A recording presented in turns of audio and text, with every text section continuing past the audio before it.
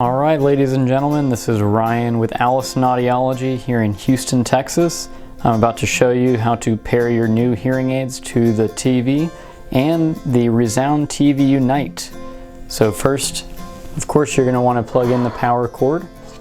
So on the back, this will be the power cord. We're going to slide that in, and then we're going to look for the optical out on the back of the TV. So we're going to look for, again, the optical out. So this only goes in one way, and once you get it plugged in, it should snap. Now that we have the optical cable plugged into the back of the TV, we're going to go ahead and plug it into the back of the Resound Unite.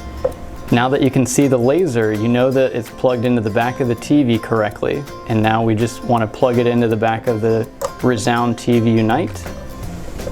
If you have two hearing aids, make sure that it's plugged in, it's switched to S for stereo. Otherwise, M is going to be for mono.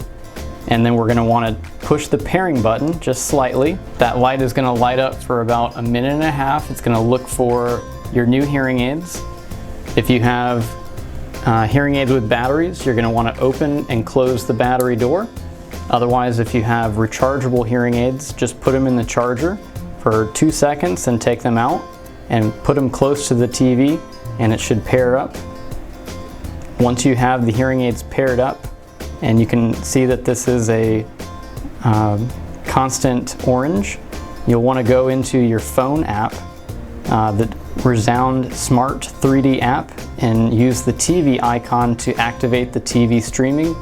Otherwise, if your audiologist has programmed it into the hearing aid, usually you can use the bottom button and hold it for about 3 seconds and let go, and that will also activate the TV streaming experience. I hope you enjoy. Be sure to like and then subscribe to our page so that you're aware of the latest information that we've posted. We hope you find these resources helpful.